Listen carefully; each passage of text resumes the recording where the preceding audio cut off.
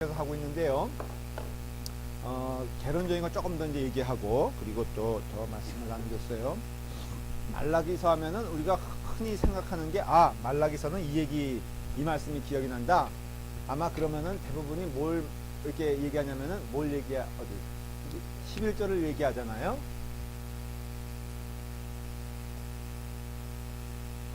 근데 이 말씀이 틀리기도 하고 맞기도 해요.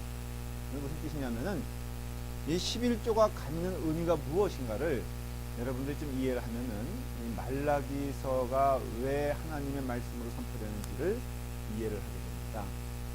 사실 말라기서의 주제는요,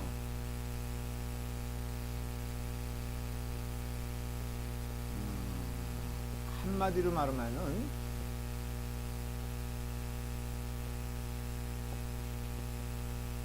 이거예요. 사실은 뭐라고요? 예배의 회복이에요. 창세기가 제일 첫 번이고요, 말라기가 제일 마지막이잖아요. 우리가 창세기, 출애굽기, 레위기, 신명기 이렇게 있고, 그걸 또 역사서, 시가서, 또 그렇죠, 나와야 돼. 구약의 3대 장르 하면은 이제 여러분들은 얘기할 수, 처음 듣는 건가? 우리 시간에 제가 강조하는 권사님 다 기억나시죠? 뭐예요? 네.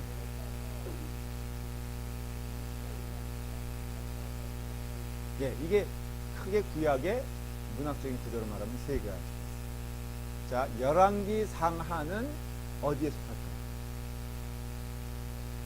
예, 역사서에 속하죠. 창세기는 아니, 그러니까 창세기는 역사서. 뭐 대강 감이 오잖아요, 그렇죠? 욥기는 왜 욥기 왜 시가예요? 아니에요, 역사서잖아요. 이런 학생이 돼야 되는데, 여기는 지금 여기 분들은 지금 뭔 얘기 하나, 지금 이게 무슨 얘기인가 이러고 있는데, 하여간에 몰라도 돼요. 그렇다고 천국 못 가는 거 아니니까 천국과는 관계가 없습니다. 그러나 은혜를 풍성히 누리려면 지금 배워주셔야 되는데, 잠언, 전도서, 시편, 그 다음에 애가, 그리고 애가가 아니지, 그 욥기, 이거는요 시가예요. 시예요, 시. 그 다음에는 나머지는 다 예언서예요, 예언서. 근데 히브리 성경에는 원래는 예언서가 먼저 나와 있어요. 우리 순서는 역사서가 뭐 창세기 이렇게 있잖아요. 근데 그 히브리 성경에는 예언서가 먼저 나와 있는데, 예언서의 먼저에서도 제일 마지막이 말라기서예요. 그러니까는 하여간 말라기서는 성경의 마지막이다 이해하면 되는데, 창세기에 있어서 가장 어떻게 보면 핵심적인 내용은 그 천지 창조예요. 여러분들, 아브라함이 그 주인공이 아니고요. 창세기의 내용은 사실은 창세기에서는 말 그대로 하나님이 이 천지를 창조하셨다. 그런데 그 창조의 완전한 그 에덴 동산에서 타락을 했잖아요. 그게 바로 아담과 이브의 타락인데, 아담과 이브의 타락의 의미가 무엇일까? 이제 신학적으로 여러분 질문해야 돼요. 단순히 그것을 단순한 스토리적으로 이해하면 안 되고, 대체 아담이 무슨 짓을 한 건가, 하나님께? 자, 뭐예요? 그렇죠. 이 김혜수 사모님은 답을 좀 하지 마세요. 그게 극장 가면은 그런 거와 똑같아. 나 이제 봤는데, 저도 주인공이 지금 이제 벼랑이 떨어진다? 알아? 떨어지는데 안 죽는다? 그러면 옆에서 영화 보는 사람이, 그러니까 김혜수 사모님은 괜찮아요. 대답 안 하셔도. 우동생인 거 알고 있으니까. 뭔 얘기하다 또 이렇게 했지? 오케이. 아담의 그 문제는 무엇이냐면은 하나님께 대한 불순종이잖아요. 그 불순종이 뭐냐라고 하면은, 조금 어렵게 표현하면 하나님을 하나님으로 인정하지 않는 게 불순종이잖아요. 그렇죠? 그래서 월십이란 것은 worth it. 기억나시죠? 제가 이제 몇 번 얘기했어요. 플러스 뭐라고요? 이렇게 돼 있잖아요. 이게 플러스예요. 이게 뭐냐 그러니까 배라 그러더라고요. 이건 쉽 할 때는 그 독립적으로 쓰면 배지만은, 이게 무슨 뜻이냐면 heart, 마음이란 뜻이에요. 결합이 있어요. 그래서 귀한 것에 마음을 둔다, 그런 뜻이에요. 그러니까 월십 하면은 여기 빠지면 이제 월십이 되잖아요. 이게 뭐냐면은 내 마음을 드린다. 그런 뜻이에요. 그러니까는 마음이 드려지지 않고는 월십이 되지 않는단 말이죠. 교회 안에서 예배 드릴 때 온갖 잡생각과 거짓이, 그러니까 그 걱정거리가 내 마음을 가득 차도 그게 온전한 예배가 되겠어, 안 되겠어? 우리 흔히 하는 얘기가 그렇잖아요. 그냥 그 마음속에는 말이야, 뭐 때문에 바쁘고, 이거 예배 끝나 빨리빨리 가야 되는데, 이런 거. 그 다음에 전화가 막 그 여러분 이렇게 부르르 이렇게 떨리게 해놓으면요, 예배 시간에 예를 들어서 한 설교 한참일 때 이게 왔다. 그러면은 궁금해, 안 궁금해? 궁금하죠? 이거 못 견디죠? 그래서 뛰쳐나가잖아요? 그러니까 예배 시간에 꺼놓든가, 어떻게 해야 돼. 왜냐? 하나님께 드리는 예배보다 더 중요한 것이 어딨냐는 질문을 해야 되잖아요. 그러니까는 이 창세기는요, 결국 뭐냐면은 예배의 회복, 그러니까 예배가 무너진 것을 알 수 있어요. 그러니까 하나님께 온전히 드리는 마음이 무너진 거예요. 쉽게 말하면은. 그런 가운데 그것이 쭉 이어지다가 말라기서는 뭐라 그랬어요? 이게 11조 이런 단순한 얘기하는 게 아니라 예배의 회복을 말하고 있다는 것이에요. 그러니까 말라기서에서 하나님이 원하시는 게 뭐다? 바로 예배에 대한 회복을 얘기하고 있다면은 너무나 당연한 얘기인데요. 여러분들 예배를 잘 드려야 되죠. 말라기서는 그것을 얘기하고 있다는 거예요. 이제 포로된 자들이 회복되어서 포로된 자에서 자유롭게 돼서 예루살렘으로 돌아오게 되었어요. 그러면 거기에 관계된 사람들이 몇 사람이 나옵니다. 여러분들 기억합니다. 첫 번째 물꼬를 튼 사람이 누구죠? 혹시 그 줄기를 기억할 수 있겠어요? 맨 처음에 누가 나와야 되냐면은 학개라는 사람이 나와요. 학개. 기억하셔야 돼요. 학개와 스가랴. 다 성경에 나오잖아요. 학개가 한 일은 무엇일까? 이제 알아요, 여러분들. 성전을 건축하기 시작했어요. 그래서 성전에 건축하는데 어려움이 많았죠. 난관도 많았다는 얘기죠. 그래서 학개로 시작해서 그 다음에 스가랴의 예언의 결과로 성전이 완성이 돼요. 그러니까 외형적인 성전의 모습이 완성된다는 것이죠. 근데 거기에 누가 또 동행하냐면은 에스라가 와요. 에스라는 누구라겠죠? 학사, 가리키는 자, 그 다음에 제사장이에요. 그러니까는 이런 속 하드웨어, 다시 말하면은 이거 여러분들 교회 그 건물이라 그럴까? 성전의 외향적인 면이 중요합니까? 안 중요합니까? 어느 집에 갔어요. 갔더니 목사의 신방을 기대하면서 또 청해서 갔는데 완전 폭탄 맞은 집이야. 그래서 발걸음 뛰기도 두렵고 화장실 가도 참 떼국이 뭐 누구네 집 얘기하는 거 아니에요. 오해하지 마세요. 그러니까 떼국이 줄줄줄 흐르고 그냥 싱크대는 머리카락이 말이야. 이렇게 널려 있고 거울에는 떼자국이 잔뜩 있고 그러면은 내가 어떤 생각을 하겠어? 솔직히 이거 뭐 나를 뭘로 하는 거야? 이렇게 생각할 수가 있잖아요. 저는 안 그래요. 너무 착하니까. 그런데 그거 보면은 그 사람의 마음을 알 수 있다는 거죠. 그냥 쓰레기도 그대로 있고 그러면은 그 사람에 대해서 우리도 인간인 우리도 사실 크레딧 준다 안 준다. 지금 우리 허혜리 집사님의 집에 가도 지금 난리 났을 거라고 지금. 뭐 음식이 문제가 아니라 청소 안 했던 거 지금 다 할 거라고. 또 어떤 분들은요, 아니 남의 집 안방 가서 왜 옷장까지 열어봐. 여러분도 안 그래요? 다 내가 알고는 그러는데 신발장 열어보고 말이야. 옛날 할머니들은 진짜 그랬어요. 그래서 아주 난감했던 게 우리 집 목사관인 우리 집조차도 할머니 권사님 그런 거 정말 싫어했어요. 왜냐면은 오셔가지고요 다 열어봐. 찬장 열어보고 그 다음에 더럽네 깨끗하네 뭐 깨졌네 안 깨졌네. 진짜 옛날에 그렇게 살아서 조금 이렇게 마음 가운데 이렇게 조금 이게 서울화된 사람들은요 되게 싫어했어. 그런데 교회도 마찬가지. 우리 교회도 자 지금 어느 정도 정돈되니까 우리 할머니 권사님들도 되게 좋다 그래요. 그러면서 새벽기도 하시는 우리 김한영 권사님 같은 경우는 나한테 그래. 야, 목사님 처음 우리 교회 왔을 때는요 진짜 이건 폭탄 맞은 것 같았어요. 우리 안장로님은 저 잡초 뽑아야 되는데 힘은 없고 그래서 너무너무 마음 가운데 정말 어려웠다고 그 얘기 하시더라고요. 너무 좋다는 거예요 지금 결론. 자 그래서 학계와 지금 누구예요? 학계와 스가랴는 하드웨어, 교회의 건물을 완성했어요. 그럼 여기 뭐가 들어가야 돼? 소프트웨어가 들어가야 되죠. 그걸 누가 한 거예요? 에스라가 한 거예요. 그래서 에스라가 거기에 하나님 말씀을 선포하고 그 다음에 제사의식을 집어넣고 해서 이 거룩한 성전에서 꼭 드려져야 될 것들이 나오기 시작한 거예요. 그런데 그런 가운데 나온 사람이 느헤미야예요. 느헤미야는 그 성벽을 완성한 사람이에요. 쉽게 말하면 예루살렘에 성전은 학계, 성벽은 느헤미야. 행정가예요. 느헤미야는 총독이에요. 그래서 그 성벽을 완성하고 모든 시스템이 갖춰졌어요. 자, 외향적인 모습은 어느 정도 갖춰졌고 예배도 오기 시작했어요. 그럴 때 마지막 선지자가 말라기라 이거예요. 말라기는 그럼으로써 이제 뭘 하고 싶은 거예요? 하나님이 뭘 얘기하고 싶은 거예요? 너무나 당연한 얘기죠.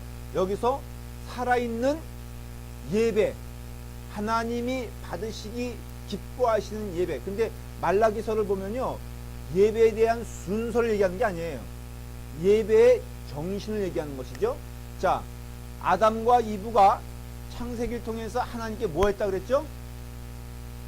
뭐 했어요? 아니, 그러니까 불순종이죠. 그렇죠?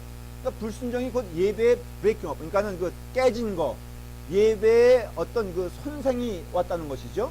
그러면 당연히 거기에 예배의 회복은 뭐가 있어야 되는 거예요? 불순종. 그렇죠. 예배의 정확한 의미는 순종이에요. 순종.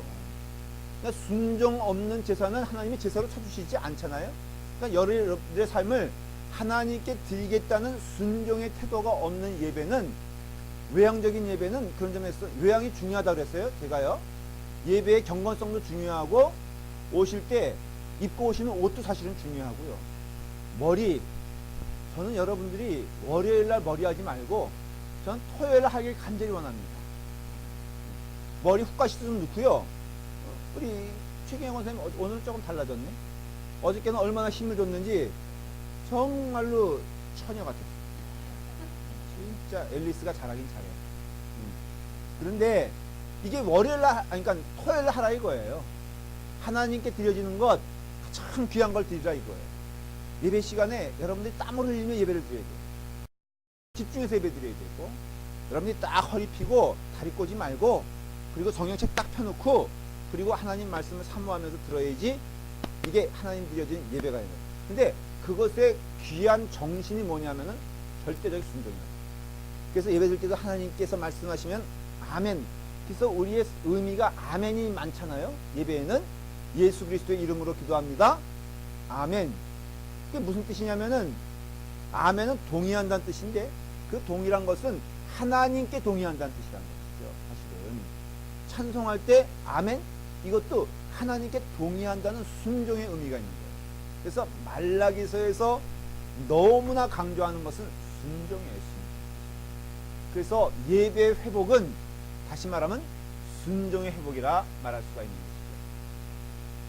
말라기서를 통해서 지금 그걸 계속해서 강조하고 있는 걸 알 수 있어요. 이게 그 학계로 시작하여서 성전의 외벽이, 성전의 외양이 건축이 되고, 그 다음에 말씀이 발견되어지고 선포되어지며, 그리고 예배에 대한 온전한 회복이 있어 순종에 이르기까지 하나님은 이것이 성전이요 이것이 예배다 라고 말씀하세요.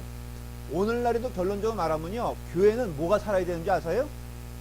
예배예요. 다른 거는 다 그 점에서는 세컨더리예요. 그러니까 세컨더리와 퍼스트 초이스를 여러분들 혼동하면 안 돼.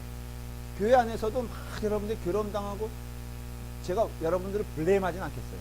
뭐 이렇게 비난하지 않겠어요. 그러나 안타까운 건 뭐냐면요, 너무 예배 외적, 본질적인 것이 아닌 것에 대하여 너무나 여러분들이 속상해하고,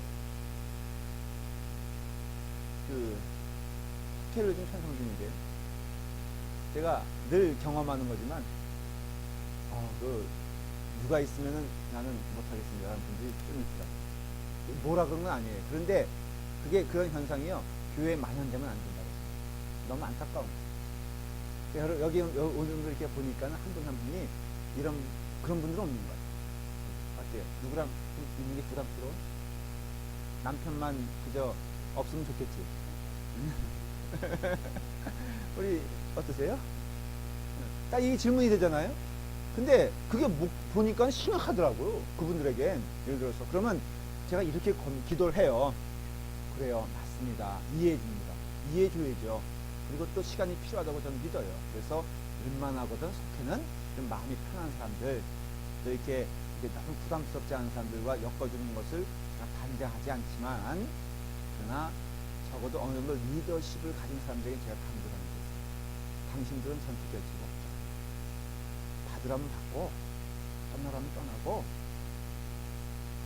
여기서 예를 들어서 최경영 원사님, 식당 원사님, 우리 김문현 씨 식당, 우리 김유경 씨도 식당, 남편이 아니지, 다 이렇게 되면은 제가 이런 분들이 부탁해요. 그냥 주면은 받으십시오. 주면 받아야죠. 그렇죠? 그래 안 그래? 근데 우리가 이것이 뭐냐면요, 그 순종에 대한 의미를 갖는 거예요. 그러니까 하나님께 절대적으로 순종할 때 은혜가 되는 것이고, 그 예배예요. 그러니까 교회 안에서 비본질적인 것들은요, 비본질적인 것에 있어서는 그냥 내버려두세요. 이건 말라기서와 좀 유사한 얘기인데요. 여러분들이 이제 믿음 생활 하면서요, 좀 기억해야 될 건, 비본질적인 거에 대해서는 다 양보해도 좋아요. 그냥 착한 사람이죠. 바보가 되세요. 맞아요, 틀려요. 가끔 미국 교회랑 이제 회의하다 보면요, 이런 걸 느껴요. 아, 우리가 바보가 될 분이 있구나. 예를 들어서 간판을 해. 그러면 이런 부탁이 와요.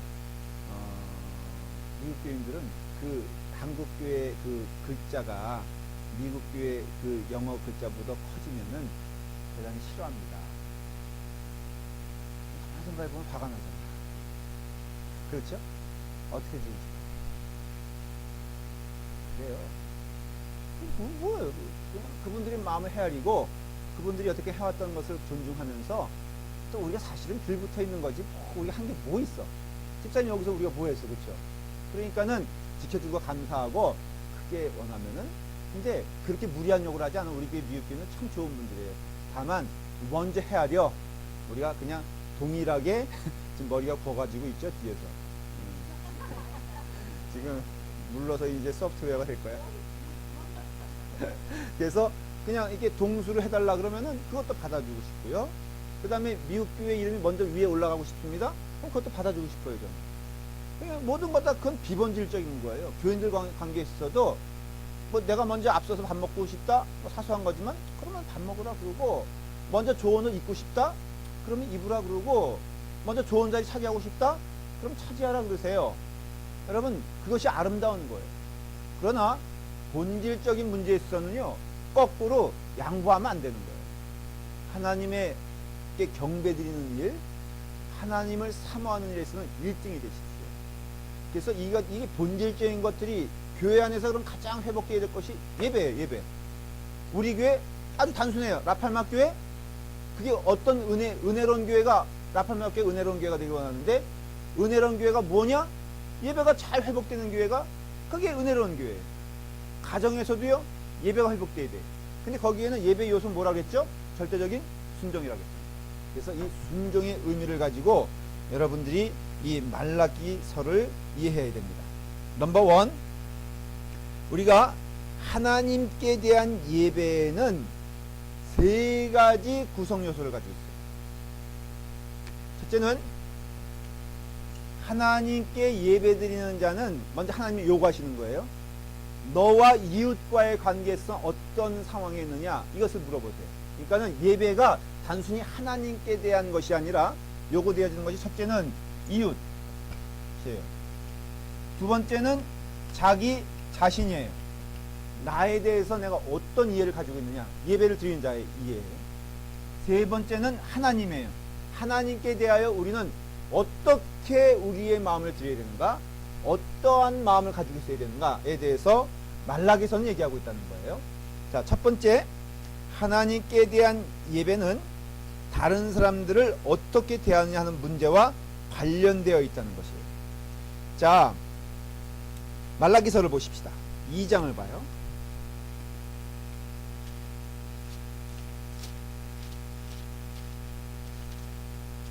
말라기서 2장을 보면요, 10절부터 보면은 여기 이렇게 되어 있어요. 중간중간 제가 읽으면서 갈게요.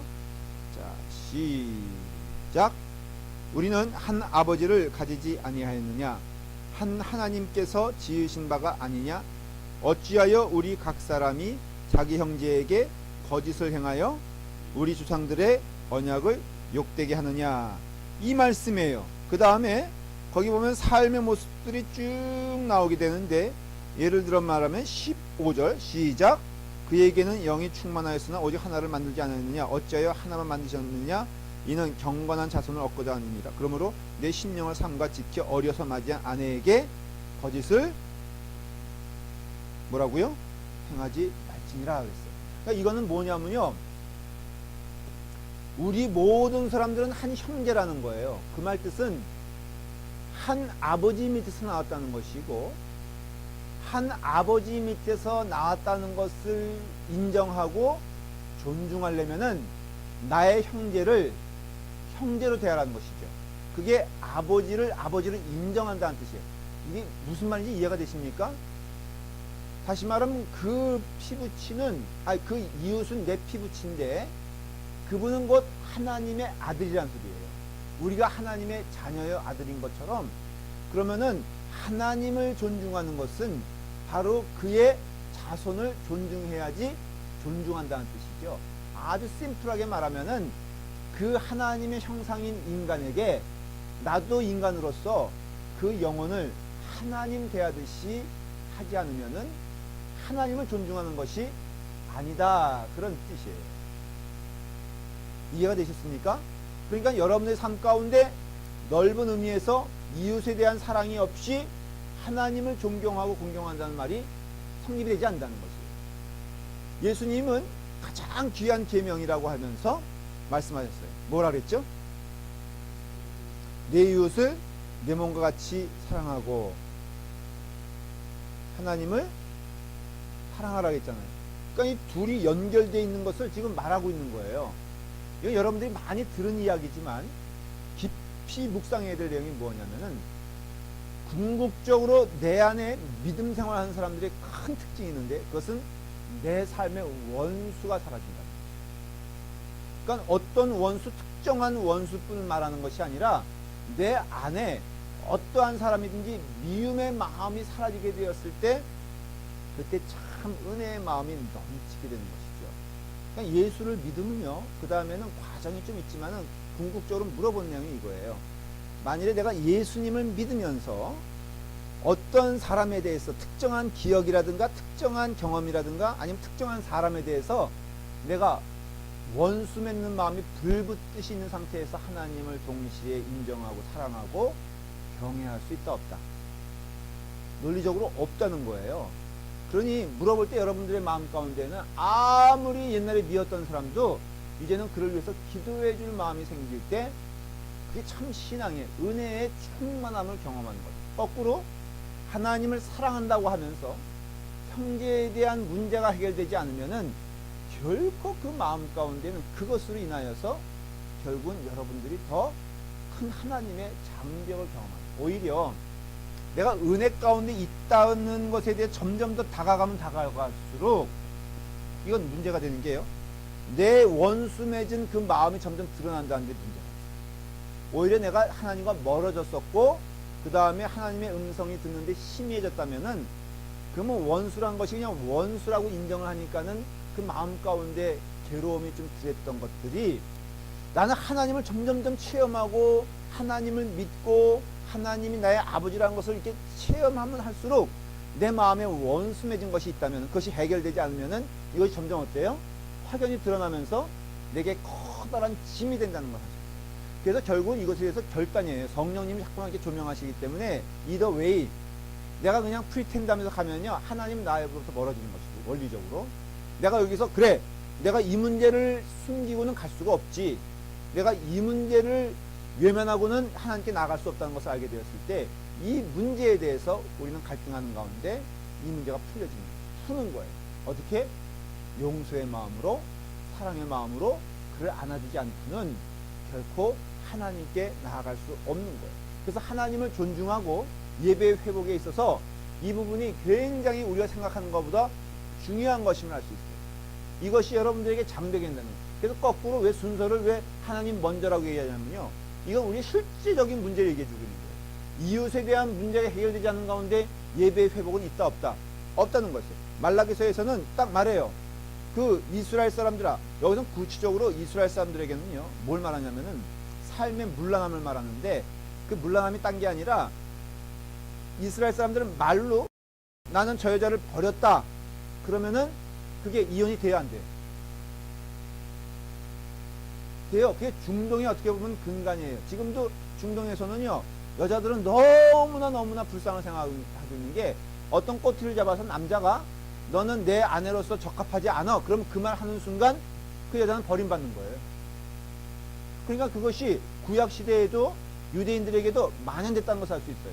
그러니까 여기서 괜한, 여기서 보면은 16절에 만군의 이스라엘 하나님 여호와가 이르노니 나는 이혼하는 것과 옷으로 학대를 가리는 자들을 미워하노라. 이게 무슨 뜻이냐면요, 그냥 율법을 빙자해가지고 율법을 이렇게 자기들이 만든 거예요. 하나님의 율법이 아니라 자기네 율법을 만들어서는 그냥 말로 이 여자는 내게 적합하지 않습니다 라고 하면은, 그러니까 자기가 좋은 여자가 생겼고 자기 부인이 싫어지면요 이렇게 오늘날에는 거꾸로 같겠죠. 우리 남자들이 그냥 그렇게 버림받을까봐 버들버들 떨면서 살잖아. 근데 이게 바로 뭐냐면요, 하나님이 이것을 용납하지 않는 이유는 그 하나님이 창조한 귀한 영혼에 대하여 너희가 올바른 태도를 가지고 있느냐. 그러니까 교회 안에서도 우리가 하는 얘기지만 누구를 미워하고선 예배가 온전히 성성되지 않을 거요. 이거는 진리 아닌가? 여러분, 예배 가운데 은혜 받았다 그러는데 내 마음에 원수가 있다는 것은 그건 착각이에요. 감정 착각이에요. 이건 절대로 진정한 은혜가 될 수가 없어요. 참된 은혜는요, 궁극적으로는 내 마음 가운데 원수가 없는 거예요. 내 마음 가운데 이웃을 향한, 어떤 사람은 그래요. 이렇게 아프리카 막 가서 그냥 몸부림치고선 그냥 그러는데, 보면은 미국에 오면 미운 사람이 스틸 있는 사람이 있으면요 참 질문이 되는 거야. 아니, 아프리카 가서는 그 영혼을 위해서는 목숨이라도 바칠 것처럼 얘기하는 사람이 여기 와서 형제와 더불어 화해하지 않는 것을 하나님은 어떻게 이해하실까? 실제로 그런 사람들이 가끔 있어요. 또 보기도 해요. 선교사님인데 그 가족과는 화해가 안 됐어. 그 형제와는 원수지간이야. 그런데 어디 가서 그렇게 목숨 걸고 선교한다는 것이 설득력이 없는 거야. 이게 진실성이 안 보이는 거예요. 그 형과 그 부모와 그 가족과 화해하지 않은 아프리카 가서의 선교가 무슨 의미가 있습니까? 교회 안에서 보면요, 봉사한다 그러고 어떤 때는 막 그러는데 원수됨이 있어. 그래서 그 사람은 도저히 용서가 안 돼요. 근데 남을 위해서는 너무 목숨 걸고는요, 자기 의야. 그냥 자기 마음의 만족을 위해서 하는 것이지 진정한 순종. 그래서 하나님 말씀 가운데 깊이 들어가는 사람들의 특징은요, 전 여러분들이 어떤 상태인지 몰라요. 솔직히 말하면 거기서 관심도 없어. 원수 맺고 있냐? 오늘 이 말씀 듣고선 회개하여 그 영혼을 안아주는 여러분들에게 간절히 기도할 뿐입니다. 그러나 여러분들이 진정한 은혜를 받으려면요, 이웃에 대한 문제가 해결되지 않고는 결코 그 삶에 있어서는 기쁨이 없다. 그런 가운데 첫 번째가 가정을 형성하고 유지함이고요. 짧게 넘어갈게요. 이 부분은 말씀드렸죠. 여호와를 경배하지 않는 사람과 이 유대인들은요, 문제가 뭐냐면은, 첫째는 이방신을 섬기는 여인과 결혼한 것입니다. 그래서 에스라는 그래서 단호하게 말하잖아요. 그러니까 이방신의 민족들과 결혼한 것이 문제고, 두 번째는 또한 그 결혼에 대하여 무책임하게 여자들을 학대하는 것이 문제예요. 유대인의 문제는 두 가지. 이방신을 믿는 여인과 결혼과 그 다음에 이혼을 너무나 쉽게 자기의 편의대로 사용했다는 것을 알 수가 있어요. 이건 구체적인 삶의 모습이에요. 그래서 그것이 있게 되었을 때 얼마나 하나님이 그것을 싫어하시는가를 볼 수가 있고요. 두 번째는 그런 결혼 생활뿐 아니라 이웃에 대하여도 정당하고 정직하게. 그래서 이 말라기서 3장을 보시면요, 이런 내용이 나와요. 3장 5절을 보세요. 시작. 내가 심판하러 너희에게 임할 것이라 점치는 자에게와 가늠하는 자에게와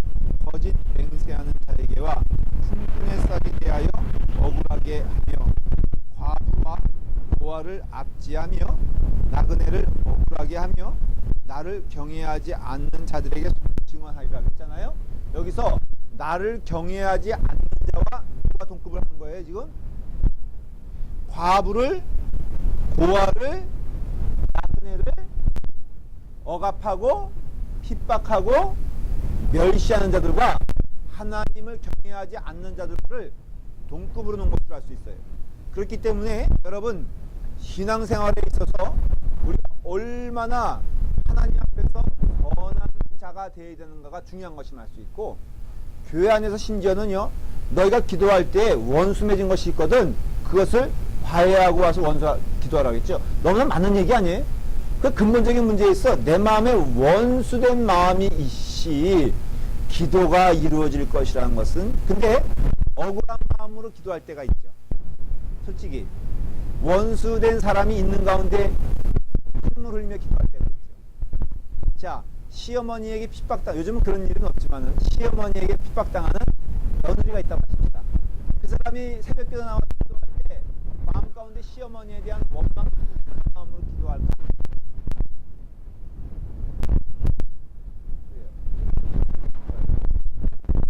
근데 기도할 때 반드시 하나님께서 주시는 음성 마지막 결론은 시어머니가 어때요? 불쌍하다라는 마음이 안 들어요? 들죠? 그쵸? 지금 본인이 얘기하고 있어요 지금. 그러니까는 나는 예수를 믿었어. 근데 시어머니는 왜 그럴까 생각하다가 내린 결론이 예수님이 없는 거야 저 삶에. 그러면은 내 마음 가운데 그 영혼에 대한 불쌍한 마음이 안 생기나요? 기도하다 보면은 모든 게 결론이 그래요. 사람이 악한 것을 대부분 보면요 예수 없어서 악하는 경우가 참 많거든. 근데 그 사람이 나를 괴롭힌다 이거예요. 그럼 내가 그걸 가지고 기도한다? 있을 수 있어요. 그 기도가 거짓은 아니에요. 근데 기도인데 그것이 계속 악한 마음이 되는 것은 거짓이죠. 내가 그 문제를 들고 나왔지만은 하나님은 나에게 분명히 딴 음성을 주실 거라고요. 내가 미움의 마음, 원수된 마음으로 나올 수 있어요. 그러나 그랬을 때 깨닫게 하는 것은 너무나 분명한 진리는 딱 하나예요. 예를 들어서 그 사람은 예수 믿는 사람이 아니고 내가 예수 믿는 사람이라면요 궁극적으로 예수님 없는 그 영혼이 불쌍해 보일 수밖에 없는 거예요. 그러니까는 며느리가 시어머니에 대한 원망의 마음으로 기도하다가 결국은 시어머니에 대한 연민과 궁율의 마음으로 기도할 수밖에 없는 게 이게 참된 기도가 아니겠어요? 계속해서 원수된 마음으로 그 사람이 은혜를 폭포수처럼 받을 수 있을까? 그거는요 절대로 불가능한 일을 우리는 착각하는 것이라 이거예요.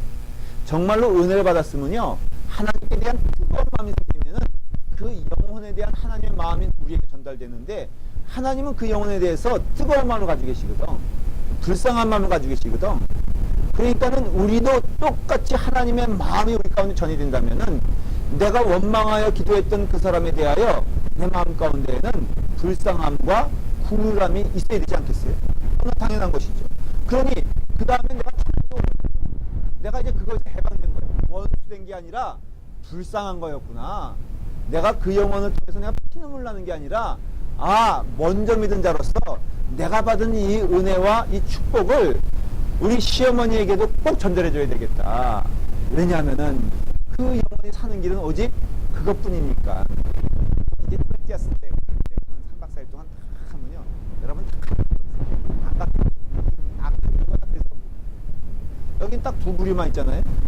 갔다 온 사람과 갔다 온 사람인데, 갔다 온 사람은 얼마나 천사 같아요. 천사 있잖아요. 프레티아스. 그게 천사처럼 천사.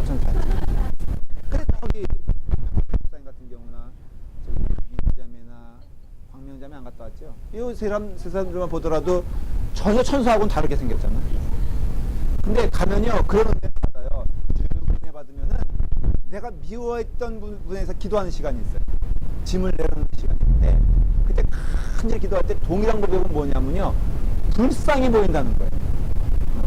그래서 감사하다는 거예요. 그래서 내려가면 꼭 이 문제를 해결하고 싶다, 문제를 풀고 싶다라는 고백을 하고요. 내려가서는 반드시 은혜 받은 대로 하는 분들이 굉장히 많아요. 그러면 오는 보고가 뭐냐면은 그랬더니요 목사님 관계가 회복됐어요.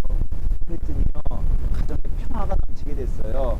상대방은 그 자리에 있는데, 그래서 그 지난번에도 그 우리 갔다 오신 분들 모임이 있었어요. LTD 그 79기 그때 간증을 하는데요. 누가 그랬죠? 간증을 하는 그 시어머니한테 전화했던가. 시어머니 전화가 왔다고. 평생 30년 동안 그렇게 서로 마음에 그랬던 분이 갑자기 전화가 오더니 며느리야 내가 공격에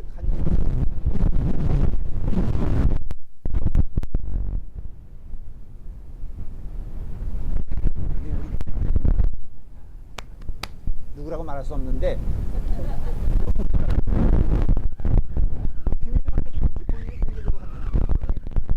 홍 집사님이 한국에서 왔는데 그렇게 맺혔던 것이 풀리더라고요. 그러니까 은혜 받으면요 이런 것들이 그래서 예배는 결국은 얘기하는 게요. 예? 근데 누구나 은혜 받으면 되는 거지 뭘. 꼭 누구라고 먼저 있어. 하나님이 역사하셔가지고 홍 집사님 3박 4일 동안 가 있는 동안 그 시어머니에게도 하나님이 은혜 주셔가지고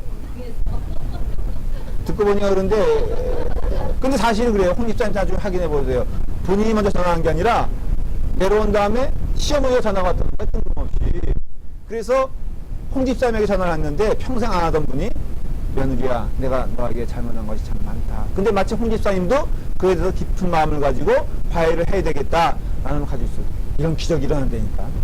그냥 결국은요 우리가 이거는 닭이 먼저냐 달걀이 먼저냐인데 하나님께 나아가면은 내가 이웃을 사랑할 것이냐 아니면 이웃을 사랑하면 하나님이 내게 올 것이냐는 그거는 정확한 답이 아니에요. 분명한 것은 어쨌든 오늘 여러분들이 은혜 받았으면요 이 문제 해결해야 된다는 것이 예배의 회복은 단지 하나님께 찬송 드리면서 끝나는 것이 아니라 이런 이웃에 대한 또한 그 가족에 대한 은혜가 회복되게 되었을 때 하나님께 드려지는 예배가 온전히 회복된다라는 것을 알 수가 있죠. 이것을 이제 말하고 있고요. 두 번째 문제. 그러면 하나님께 대한 예배는 우리 자신을 어떻게 대하여야 하는 문제와 연결되어 있다는 것입니다. 이것은 크게 말하면 뭐예요? 사랑과 화해, 용서 이거예요. 이웃에 대한 부분에 있어서는. 근데 나 자신에 대하여는 내가 예배 드릴 때 하나님께 어떻게 예배 드리는 것이 가장 하나님을 기쁘시게 하는 예배냐라고 한다면은 첫째, 요거의 두 번째 첫째예요. 최고. 나의 무엇을 드려야 된다? 최고를 되었을 때 하나님이 그것을 기뻐 받아준다는 것이. 사실은 이 부분에 대해서는요 말라기에서 굉장히 많이 강조하고 있어요. 자, 말라기서 1장 6절을 한번 보세요. 7절만 시간이 없으니까 7절만 읽을게요. 시작. 너희가 더러운 떡을 나의 제단에 드리고도 말하기를 우리가 어떻게 주를 더럽게 하였나이까 하는도다. 이는 너희가 여호와의 식탁은 경멸히 여길 것이라 말하기 때문이라 그랬어요. 이게 아주 그냥 착 집약해서 말을 하면은 너희가 더러운 떡을 나의 제단에 드리고도 여러분들의 컨디션이 주일날에 최고가 되어야 합니까? 최저가 되어야 합니까? 여러분들은 최저가 되었을 때 오죠. 자, 비디오를 보잖아요. 토요일날 많이 봅니까? 월요일날 많이 봅니까? 토요일날 많이 보죠? 그렇죠? 몇 시까지 봅니까? 안 봐요? 권사님은 천사라니까 가지고 저기 뒤에 있는 물란한 분들에게 물어보세요. 안 봐요? 그냥 수요일 공부는 할 필요가 없어. 자, 그렇게 토요일날 엉터리로 말이야 삶을 살고 극도로 주일날 몸이 피곤한 상태에서 와요. 근데 우리 10년 자체도 그래 보면은 우리 10년 자체도 세상의 모든 거 찌들어서 가장 찌꺼기를 드린다고 하십시다. 이건 아니잖아요. 주일이 가장 최상의 날이 되어야 되는 거는 너무 맞죠. 제가 이제는 좀 말하려고 하는데 옛날에는 말하지 않았던 게 뭐냐면 추수감사절 때 드리는 과일 있잖아요. 극상품을 가지고 와야죠. 어디서 그냥 그 성의 없게 말이야. 토요일날 그냥 어디서 그냥 마켓에서 이렇게 막 골라오지 말고 그냥 일주일 동안 내내 살펴보면서 역시 포도는요 안양 포도가 최고래요. 없죠? 그러니까 한국에서 주문해서 역시 배는 나주배가 최고야. 근데 난 나주배 드리는 영혼들 못 봤어. 없어요? 어쩌다 나와요? 아주 그냥 끝까지. 그러면 여러분들이 드려지는 것들을요 그 하나님께 드릴 때는요 헌금도 마찬가지라고 그랬죠. 시간도 마찬가지라고 그랬죠. 여러분들의 마음가짐도 마찬가지라고 그랬죠. 여러분들의 옷차림도 저는 그걸 변명해요. 제발 이렇게 샤워만이라도 하고 왔으면 좋겠어요. 네, 까치머리 이렇게 말고 아름답게 여러분들이 오십시오.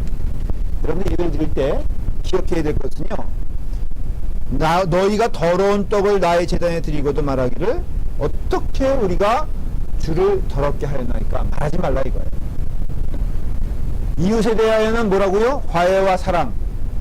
나에 대해서는 뭐라고요? 최고의 것을 드릴 때 하나님이 그것을 기뻐 받아주세요. 그래서 1장 13절을 보십시오. 자, 계속해서 말라기는 얘기하고 있어요. 시작. 만군의 여호와가 이르노라 너희가 또 말하기를 이 일이 얼마나 번거로운고 하며 코웃음치고 훔친 물건과 저는 것 병든 것을 가져왔느니라. 너희가 이같이 봉헌물을 가져오니 내가 그것을 너희 손에서 받겠느냐? 이는 여호와의 말씀이니라. 근데 이 말라기 시대의 문제가 뭐냐면요, 이렇게 드려지는 것을 제사장들은 또 어려운 마음으로 받았다는 거예요. 왜 받았을까 하는 것은 예수님 시대에 보면은 이런 일이, 예수님이 성전을 갔는데 장사치들 보면서 이 성전은 하나님의 기도하는 집이지 장사의 도굴이 아니다 하시잖아요. 근데 이 장사꾼들이 누구와 결탁이 돼 있었냐면은 너무나 뻔한 얘기죠. 제사장과 결탁이 돼 있다는 거예요. 이 말하면은 자리세 받고 그리고 좌판 열어놨는데 그 자리세를 누가 갖느냐? 제사장이 갖는다는 것이죠. 여러분, 그 제사장들이 그 들어온 돈을 어디다 어디다 둘까요? 하나님께 드릴까? 아니면 자기 포켓일까? 네? 이런 일이 말라기 시대에도 있었다는 거예요. 문제는 오늘날에도 보면요, 너무나 어떤 때는 두려운 마음으로 저기를 해야 돼요. 뭐 우리에게는 그렇지 않죠. 얘가 들 게 없네, 제가 뭐 그런 일을 안 하니까. 근데 그럴 수도 있잖아요. 예를 들어서 말하면 뭐 시에서 그럴 수도 있겠다. 와가지고 파킹랏을 사용할 때가 있어요, 가끔. 그러면은 거기서 사용료를 줄 거 아니에요. 그럼 아무도 모르면 제가 싹 이렇게, 얘가 좀 그런가? 근데 이 당시에는 진짜로 그런 일이 벌어졌다. 제사장들이요, 그 들어오는 그 수입을, 더군다나 예수님 당시에는요, 그 감람산에다 자기네 목장 만들어 놓고 병든 것, 저는 것을 시중에서 10분의 1 가격으로 사와. 그런데 교인들은 예배드리 오는데 정성껏 자기가 잘 키운 것을 가지고 와. 그러면 제사장들은요, 그걸 놓고 심사하는데 불합격을 시켜버리는 거야. 정상적이고 귀한 건데도 이거는 아니다. 그럼 어떻게 해야 되냐? 성전에서 그러니까 성전에서 허가받은 것을 사라 이거예요. 근데 그거 솔직히 말하면 자기가 가져온 것보다 저는 것이고 자기가 가져온 것보다 나쁜 것이에요. 근데 단지 그 성전에서 그 누구예요? 제사장들이 장사하는 거예요. 그래서 사오기는 10분의 1에 사와서 그걸 10배로 넘겨 팔고, 그러면 가져온 게 소용이 없잖아요. 제사들이 왔는데 그 멀리서 그 염소를 끌고 왔다고 하십시다. 그러면 이건 불합격됐어? 그러면은 이제 더 나쁜 걸 가지고 이제 샀어요. 그러면 이건 어떻게 돼? 이거는 필요 없게 된 거예요. 그러면 그 제사장이 헐값으로 또 사는 거야. 그래서 헐값으로 사가지고는 이것도 시중에 비싼 값을 주고 파는 거예요. 그러니까는 폭리의 폭리가 예수님이에요. 그래서 예수님이 그래서 분노하신 거예요. 이건 장사치도 이런 장사치가 없는 거예요.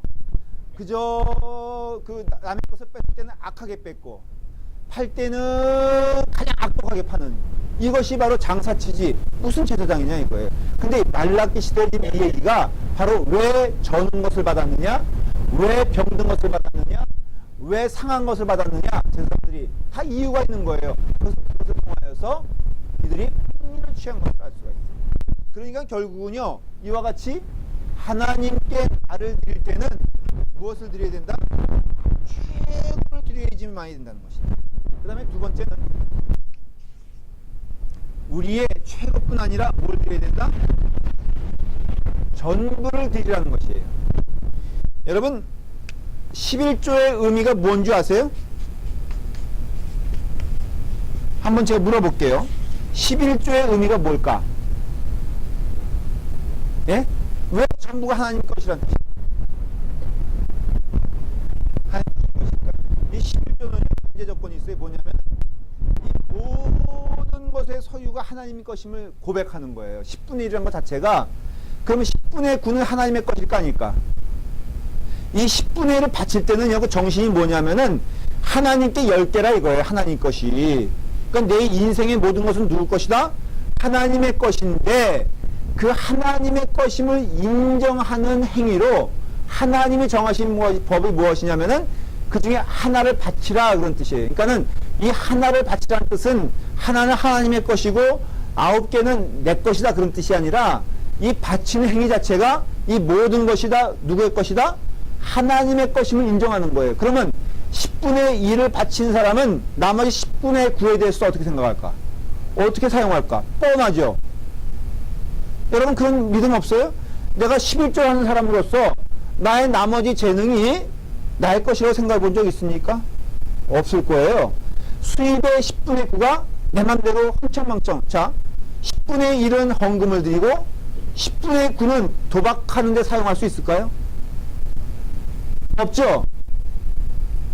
그래 안 그래요? 아, 벌써 얼굴 보니까 사용하시는 분이 있는 것 같은데 10분의 1은 하나님께 드린다고 하면서 10분의 9는 경당하지 못한 일에 사용할 수 있을까? 그럴 수 없다는 거예요. 10분의 1을 드리는 자는 그것이 나머지 것도 하나님의 것임을 인정하면서 구체적으로는 10분의 1은 성전에 바치고 10분의 9는 이 땅에 살아가면서 그 경건성을 고백하고 그 경건한 것을 표현하는데 사용되어지는 것이 10분의 9가 될 때 온전한 11조라 이거예요. 그래서 11조를 드리는 것은 전부를 드리는 거와 마찬가지라는 것이에요. 믿는 자들은요, 예를 들어서 아브라함이 10분의 1을 바쳤잖아요. 그럼 나머지 10분의 9 가지고 아브라함이 뭐 했을까? 당연히 하나님을 기쁘시게 하는 일에 사용됐겠죠. 여러분들 스스로 먹고 마시는 것도요, 하나님의 영광을 위해서 사용돼요. 그래서 믿는 자들은요, 부지런해지는 것이에요. 자, 한번 물어볼게요. 건강해야 주님의 일을 할 수 있습니까? 없습니까? 그러면 제가, 목회실이 힘들고 어려우니까는 그냥 맨날 게으름 피는 것은 죄라고 저는 생각을 해요. 여러분, 이 몸매 관리하기 위해서 얼마나 애를 쓰는지 알아요, 제가? 여러분들 못 느끼겠지만은, 이 나이에 이런 몸매 가지고 있는 사람이 있으면 나하고 그럴 거예요. 없잖아요. 있어요? 남편? 그건 하도 권사님이 못 살게 보니까는 그런 거지. 그러니까는 여러분 믿는 자들은요, 부지런해야 돼. 그리고 경건해야 돼. 그리고 하나님께 다 드려야 돼. 저는 목사니까 그럴 수도 있지만요. 여러분들 그래다고 믿는 게 나의 나머지 모든 시간도 하나님의 것이에요. 저는 그걸 인정해요. 여러분들 모든 사람들도 하나님의 것이에요. 그런데 참된 행복과 은혜가 있는 거예요. 그래서 자기 자신에 대하여는 두 가지 용어를 써요. 성경에서는 최고요, 전부란 뜻을 써요. 그러니까 하나님께 드릴 때는 우리가 아주 최고로 드리고요. 그리고 전부를 드린다는 의미에서는 나의 24시간이 다 하나님의 것임을 인정하면서 하나님께 나아가고 그렇기 때문에 하나님께 드려지는 모든 것들이 아름다운 제물 된다는 것을 인정하게 되었을 때 바로 말라기서가 강조하고 하고 싶은 이야기가 다 들어있다 이거예요. 네. 자, 여기까지만 정리할게요. 오늘은 다음 시간에 마지막 결론을 내리는데 성경은 말라기서를 근거로 해서 뭐에 대해서 언급하고 있다? 이웃에 대한 회복이 없이는 예배가 아니다. 지금 이거 포커스는 뭐라 그랬어요? 예배라 그랬죠. 그러니까 예배를 잘 회복하는 것이 중요한 믿음 생활이에요. 예배를 회복하는 의미에서 이웃에 대하여는 용서와 화해와 안아줌이 없으면은 예배가 아니다라는 것이고, 나 자신에 대하여는 최고를 드리는 것이고, 그 다음에 전부를 드려야 되는 것인데, 이 정신이 뭐다? 바로 그래서 말라기서에서 11조를 강조하는 게 어떤 돈의 문제를 얘기하는 게 아니고, 이 11조는 예배와 연관되는 것을 말하는 거죠.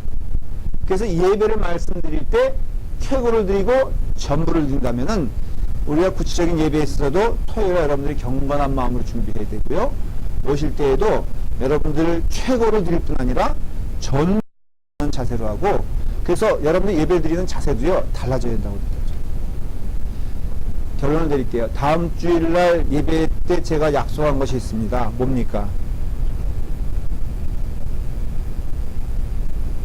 누가 앉을 거예요? 결단을 내려보시지. 지난 주일날 제가 그랬어요. 앞자리 두 번째, 앞에서 두 번째 줄이 펴 있어가지고 너무 속상해서 다음 주에 여기 앉는 사람은 상품 준다 그랬거든. 지금 성가대가 문제예요, 지금. 내가 보기엔 성가대 주의자는 특별한 자리가 없으니까는 거기가 딱인데.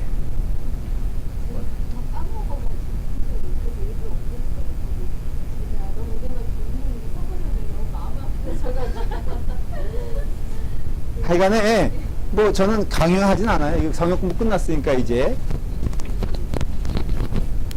근데 저는 약속했어요. 선물 정말 준비할 거니까는 기대하시는 마음으로.